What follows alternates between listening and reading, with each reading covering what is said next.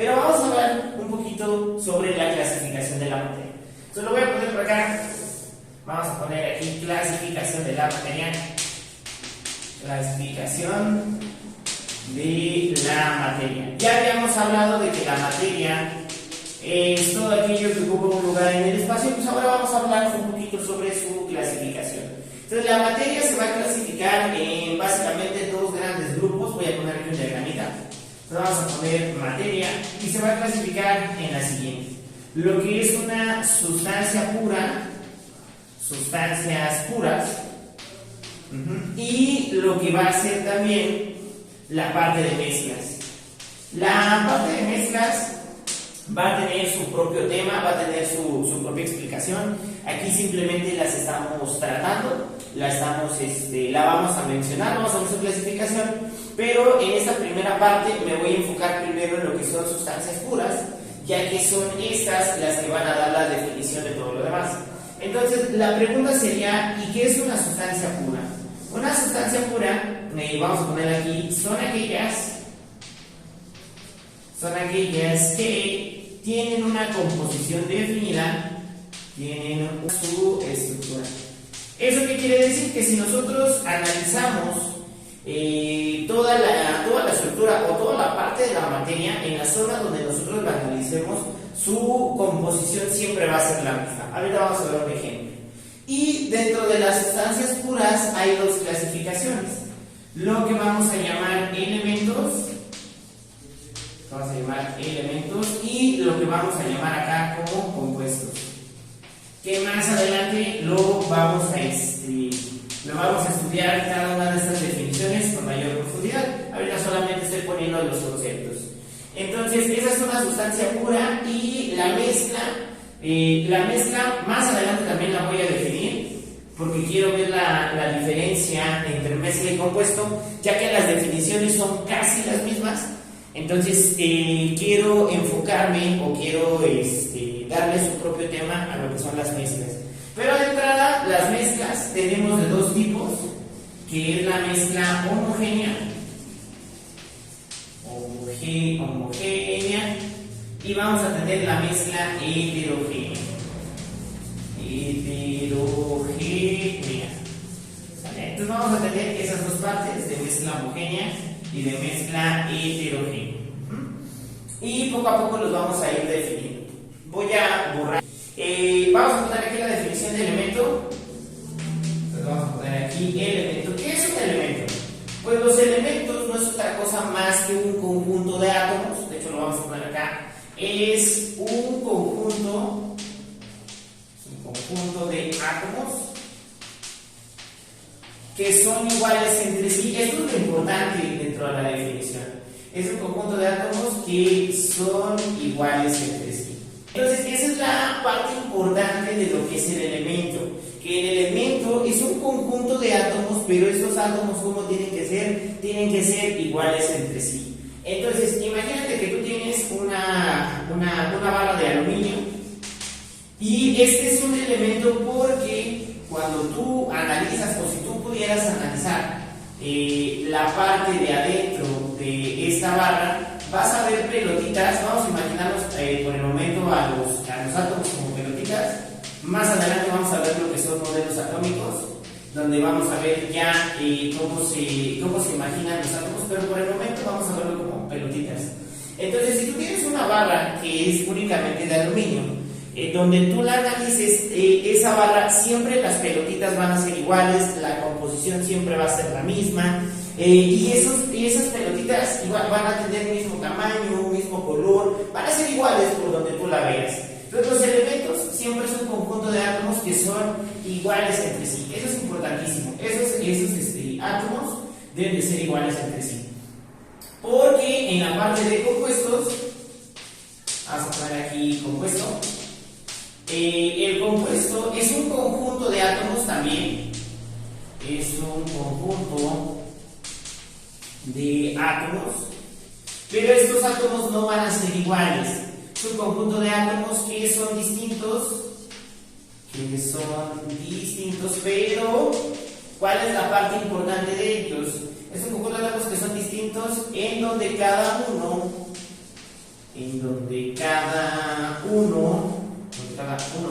pierde sus propiedades,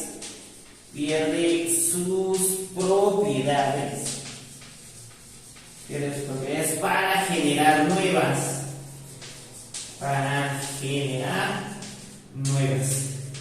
¿sale? Esa es la parte importante y de hecho si lo puedes subrayar, eso es muy importante. Es un conjunto de átomos que son distintos entre sí, en donde cada uno, vamos a subrayar acá, cada uno pierde sus propiedades para generar nuevas, ¿sale? Esa es la idea de los compuestos, en donde cada uno pierde sus propiedades para generar nuevas.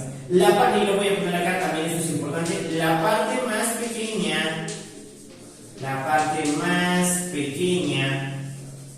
de un compuesto es la molécula. Entonces, la parte más pequeña de un compuesto se le llama molécula. Entonces, cuando nosotros en química a veces nos dicen, es que las moléculas, es que las partículas, es que los átomos, no, si hay una diferencia muy grande entre ocupar la palabra partícula, entre ocupar la palabra molécula y entre ocupar la palabra átomo. Los átomos van a ser especialmente ocupados para lo que son los elementos, mientras que la molécula va a ser especial para la parte de compuestos, ¿sale? Y vamos a poner aquí lo que son los ejemplos, porque siempre vienen preguntas donde nos dicen, selecciona el inciso donde haya únicamente elementos y selecciona el inciso donde haya únicamente ejemplos. Pues de hecho lo puedo poner, pero vamos a poner ejemplos de compuestos. Entonces vamos a poner aquí ejemplos de compuestos. El agua es un compuesto. No, luego me dicen, ¿el agua es un elemento? No, el agua no es un elemento. Lo que es tierra, fuego, aire, aquí no van a ser elementos. No, esa teoría ya no funciona aquí. Entonces el agua es un compuesto, ¿no? Tiene dos átomos distintos, pero ambos funcionan como una unidad, pierden sus propiedades para generar nuevas. El CO es una parte de también un compuesto. El CO2 también es un compuesto. ¿Qué otro? El cloruro de sodio es un compuesto. Entonces el cloruro de sodio es un compuesto. Entonces todos ellos, todo lo que ya sea la combinación de átomos, van a ser compuestos. Y vamos a poner entonces aquí parte de la pregunta, ¿no? Vamos a poner aquí pregunta tipo examen. Pregunta tipo examen.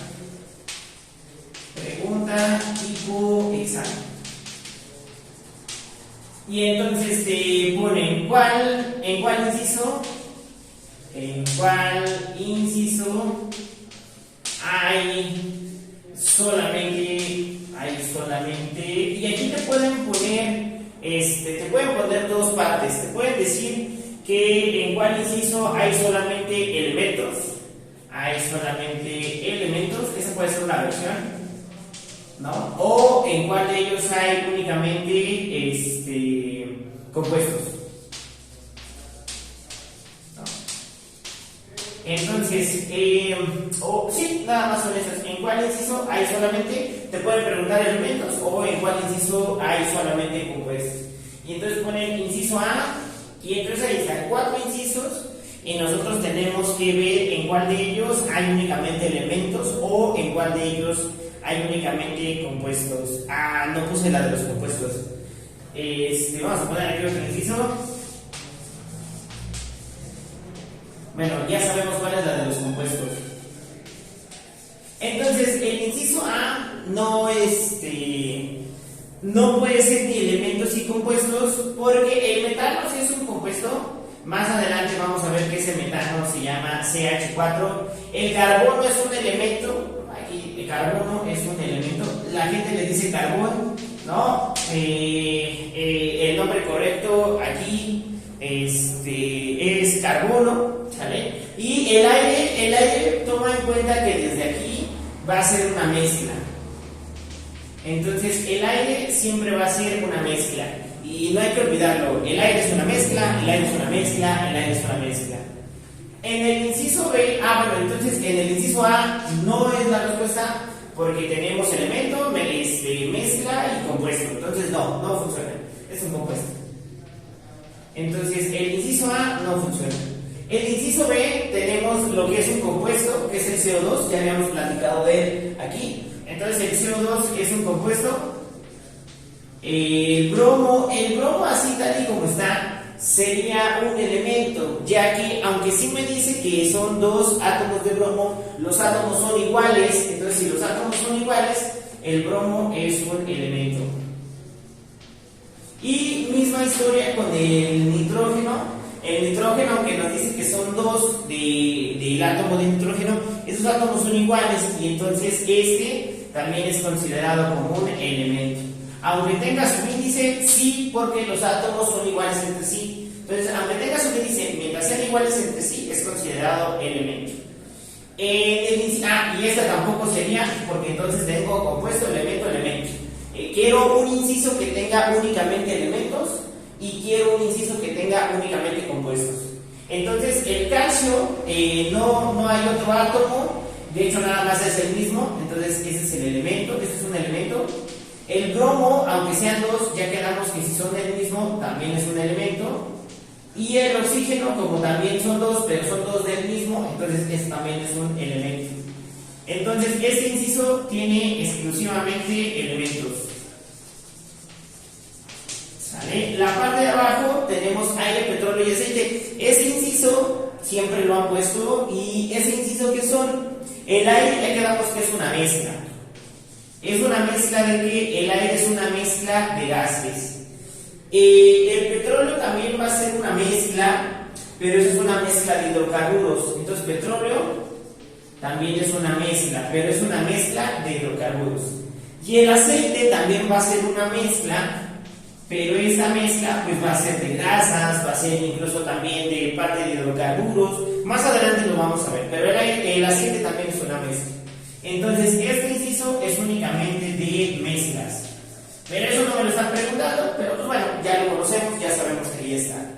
El último inciso, quedamos que era la de los compuestos, ya que CO es un compuesto, es la unión de átomos de distinto tipo, pero son distintos entre sí. El CO2, misma historia, es un compuesto. Y el cloruro de sodio también sería un compuesto.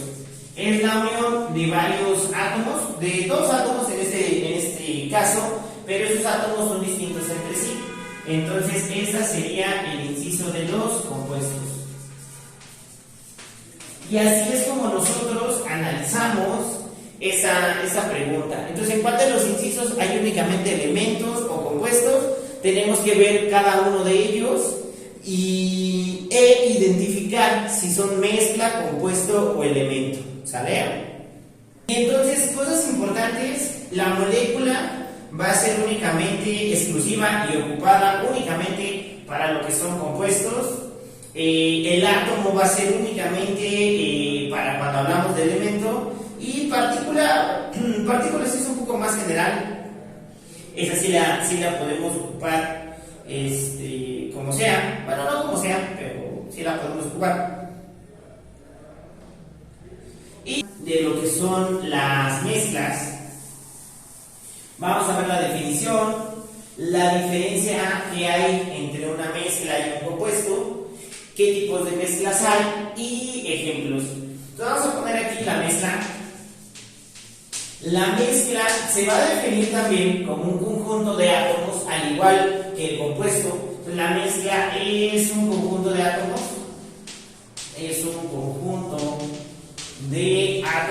pero este conjunto de átomos va a conservar sus propiedades. Entonces es un conjunto de átomos en la cual cada átomo conserva sus propiedades. Cada átomo conserva sus propiedades. Y esa es una pregunta, era una pregunta que venía antes en los exámenes. ¿Cuál es la diferencia entre un compuesto y una mezcla? En el compuesto se pierden las propiedades para generar nuevas, mientras que en la mezcla se conservan las propiedades para generar nuevas. Esa es la diferencia entre una y otra. Y mezclas tenemos de dos tipos. Tenemos la mezcla homogénea, y una mezcla homogénea, vamos a poner su definición. Es aquella en la cual no se pueden distinguir sus componentes. No se pueden distinguir sus componentes. ¿Vale? Entonces no se puede distinguir sus componentes. Únicamente vemos algo uniforme. Entonces una mezcla homogénea es aquella en la cual no se pueden distinguir sus componentes. Vamos a poner aquí ejemplos. Y un ejemplo de ellos pues sería justamente el aire. El aire ya habíamos comentado que es una mezcla, pero es una mezcla de tipo homogéneo. Es una mezcla de gases. Este también va a tener su unidad especial más adelante en el curso. La vamos a ver poco a poco, pero el aire es una mezcla homogénea y esa mezcla es una mezcla de gases. Otro ejemplo, el petróleo. El petróleo también es una mezcla de gases. Es una mezcla de hidrocarburos, perdón.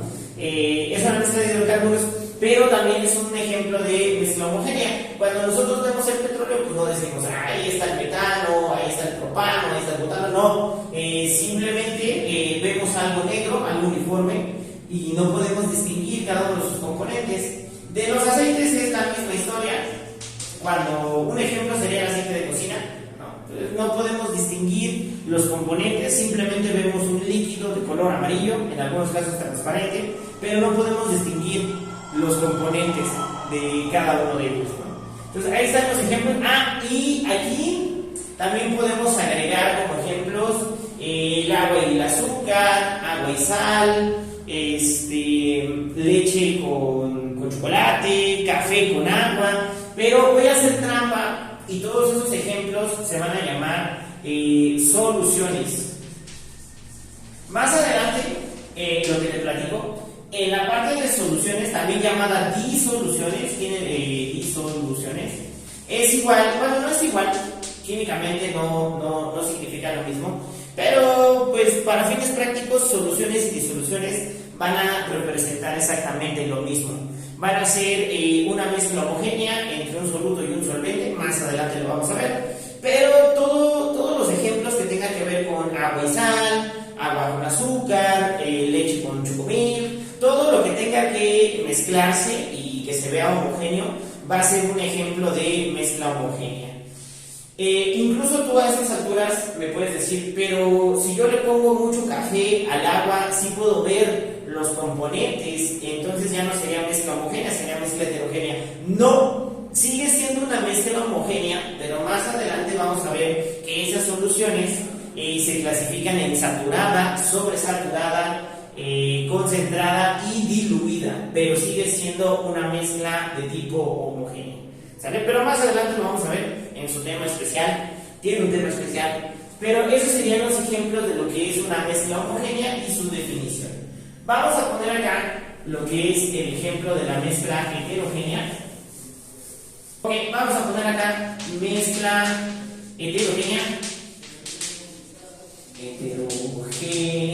Y la mezcla heterogénea básicamente es la misma definición, nada más que aquí sí vamos a poder distinguir sus componentes. Entonces vamos a poner aquí que es aquella en la cual sí se pueden distinguir sus componentes. Sí se pueden distinguir sus componentes. Es aquella donde sí se pueden distinguir sus componentes. Ejemplos, aquí serían más sencillos los ejemplos.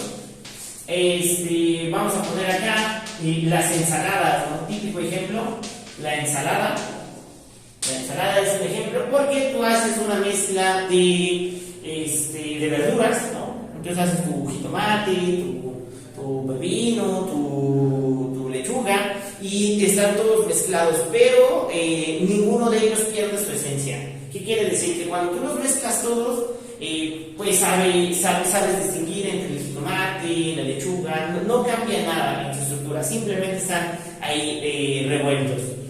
Y puedo distinguir entre los distintos tipos de verdura que hay en la ensalada. Entonces tenemos la ensalada. Otro ejemplo de mezcla mezcla heterogénea sería el agua y el aceite, agua y aceite, ¿no? Ya sabemos que ese fenómeno se da por diferencia de densidades, donde el más denso se va a la parte de abajo, que sería el agua, y el aceite se queda en la parte de arriba, ¿no? Entonces agua y aceite. Vamos a tener también lo que es agua y arena, agua y arena. Tú me puedes decir, pero eso es lo mismo que la solución, ¿no? Es un sólido puesto en un líquido. No forzosamente, porque la arena sí no sufre solvatación con el agua, o sea, no hay un grado de disociación. El agua no puede disolver a la arena, a comparación de las mezclas homogéneas, que el agua sí puede disolver a lo que es la sal, el azúcar, el café, pero el agua y la arena no se pueden, la arena no se puede solvatar con el agua. Esa es la parte importante. En algunos ejemplos ponían grava y arena, o piedras y grava. Vamos a poner aquí grava y arena, ¿no? Grava y arena, ¿no? Y podemos poner muchos más ejemplos de lo que son las mezclas heterogéneas, pero yo creo que ya se entendió el concepto. Entonces ahí está la diferencia entre la mezcla entonces recordando un poquito. Entonces la diferencia entre la mezcla y un compuesto es que la mezcla conserva sus propiedades, mientras que en el compuesto se pierden para generar nuevas. Otra diferencia, y de hecho la voy a poner acá, voy a borrar esta parte. Entonces, otra diferencia entre las mezclas y los compuestos es el método de separación, ¿sale? Vamos a poner acá diferencias. Vamos a poner diferencias entre mezcla y compuesto. Entre mezcla y compuesto. Entre mezcla y compuesto. Entonces, la diferencia entre uno y otro es que la mezcla, voy a repetirlo, la mezcla conserva las propiedades, mientras que en el compuesto pues no se conservan. En el compuesto, vamos a poner aquí compuesto, los átomos no conservan las propiedades. Los átomos no conservan las propiedades. ¿No? Esa es una diferencia entre uno y otro. Y los métodos de separación, las mezclas, vamos a poner aquí, la mezcla se puede separar por métodos físicos,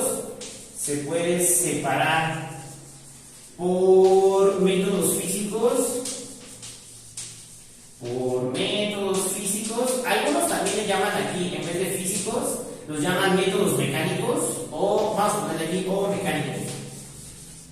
mecánicos. Ya esta parte no es tema del curso, pero podríamos poner de forma rápida cuáles son los métodos de separación. Entonces, los métodos de separación, dentro de los muchos que hay, pues tenemos la decantación, ¿no? Que básicamente es en un recipiente tomar la mezcla y ponerla en dos recipientes distintos. Esa es una decantación. Tenemos la decantación, tenemos la filtración, vamos a tener la destilación, la centrifugación,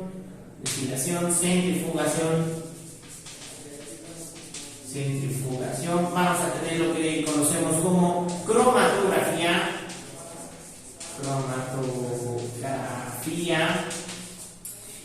llevamos 1, 2, 3, 4, 5, ya puse filtración, ya puse decantación, filtración, destilación, centrifugación, cromatografía, sublimación, también podemos sublimar los objetos, sublimación, que más adelante vamos a hablar sobre los fenómenos, y tenemos muchas más, ¿no? Tenemos la separación por magnetismo, la separación por densidades, que podríamos ocupar ahí también una decantación en el caso de las densidades, pero eso sería de forma rápida, ¿no? La diferencia entre una mezcla y un compuesto es que una pierde las propiedades, la otra no. la mezcla se puede separar por métodos físicos o mecánicos, como le llaman, mientras que lo que son los compuestos no se podrían separar por fenómenos físicos o mecánicos. Los compuestos tendrían que aplicar ya otro fenómeno, que en este caso ya sería una reacción química, ¿no? Ya podríamos ocupar métodos un poco más agresivos, más que los que estamos poniendo aquí, ¿sale? Entonces yo creo que vamos a darle la introducción a modelos atómicos. Solamente le vamos a dar la introducción. Vamos a ver cómo se imaginaban los científicos en la antigüedad a los átomos, porque hoy en día todavía el átomo no se puede ver como tal. Simplemente entendemos el comportamiento del átomo a base de las teorías que ya se planteaban los científicos hace mucho tiempo, ¿sale? Entonces, vamos a borrar acá y vamos a poner como título modelos atómicos. Que esto al final del día lo voy a definir mejor la próxima clase. Aquí nada más nos vamos a quedar con la introducción. Y ya la siguiente clase lo profundizamos. Entonces vamos a poner acá modelos atómicos. Y entonces la pregunta sería, bueno, ¿y qué es un modelo atómico? Pues hay que recordar que los modelos atómicos, o incluso lo que es un modelo, es una representación. Es un modelo, es una representación. Es una representación que puede ser una representación oral, escrita, dibujada, no sé cómo se llama, no sé cómo se diga eso en dibujado, ¿no? Pero lo podemos dibujar, lo podemos plasmar. La idea es que es una representación de una idea. Entonces un modelo es una representación de una idea, puede ser de otras cosas, pero básicamente es de una idea. Entonces cuando hablamos de modelos atómicos, hablamos de las representaciones de los científicos, cómo se imaginaban ellos los átomos. Y entonces voy a comenzar con el más sencillo de ellos, que sería, voy a juntar dos. Voy a contar el modelo atómico de los griegos y voy a contar el modelo atómico de Dalton. ¿Por qué los voy a juntar? Porque básicamente estos científicos y los griegos decían lo mismo, nada más que se fueron complementando una idea con la otra. Pero básicamente el modelo atómico de Dalton y el modelo atómico de los griegos dice exactamente lo mismo, a diferencia de unas cuantas cosas. Entonces vamos a poner aquí una tablita. Entonces, los que voy a analizar aquí va a ser el modelo de los científicos. Vamos a analizar a los griegos. Los griegos ya hablaban de los átomos, incluso los griegos ya empezaban a hablar de lo que era el electrón, pero ellos no se imaginaban en dónde se encontraba el electrón. Hay que recordar que los griegos también ya practicaban experimentos o hacían experimentos con la electricidad. Y entonces la electricidad ya tiene que ver con los electrones. De hecho, la palabra electrón proviene del griego. Entonces los griegos ya hablaban de esto. Los griegos fueron Leucipo y Demócrito. En algunos lados también hablan de otras personas, pero básicamente ellos fueron los que más estuvieron estudiando al átomo. Entonces, Leucipo y Demócrito, y lo vamos a juntar también con el modelo atómico de Dalton, de John Dalton. Entonces, esos son los que voy a juntar. ¿Qué decían ellos? Pues ellos decían que el átomo es una esfera indivisible. Que ya lo habíamos hablado en la introducción. Entonces, el átomo es una esfera indivisible. También hablaban de que los elementos, básicamente lo que ya habíamos hablado, los elementos tienen átomos distintos, tienen átomos iguales, pero los compuestos ahora sí tienen átomos distintos. Los elementos tienen átomos iguales y los compuestos tienen átomos distintos.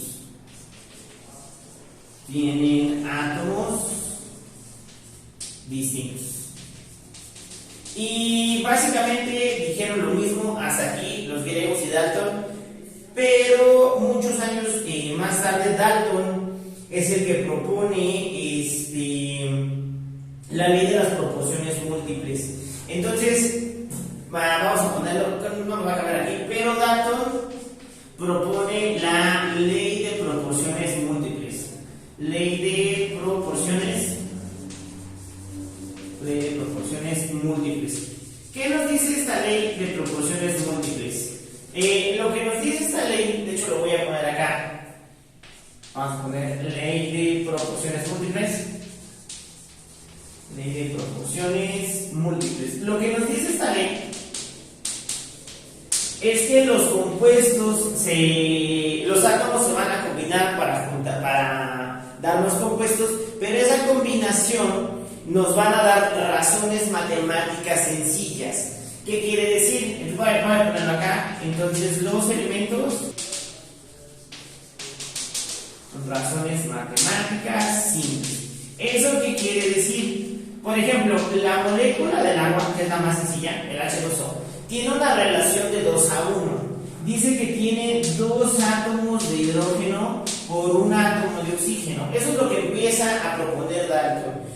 Propone la ley de las proporciones múltiples, que nos dice que los compuestos se forman o se relacionan en razones matemáticas sencillas, 2 a 1. En este caso, en el ejemplo del agua. En el ejemplo del cloruro de sodio, ¿no? La relación es 1 a 1, ya que por cada átomo de sodio hay un átomo de cloro, ¿no? Entonces, es lo que nos está diciendo, que cuando se forma un compuesto, se van a formar en razones matemáticas simples. Y entonces, el modelito, al final del día, son esferas.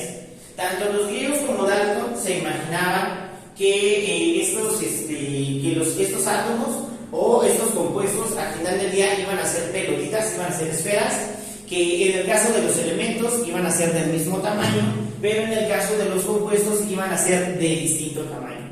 Pero básicamente ese es nuestro primer modelo atómico.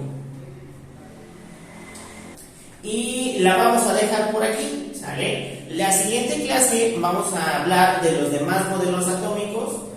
Voy a hacer énfasis a este primer modelo atómico. Vamos a hablar de los demás modelos atómicos y vamos a ver cosas más importantes: quién descubre el electrón, quién descubre al protón y así sucesivamente.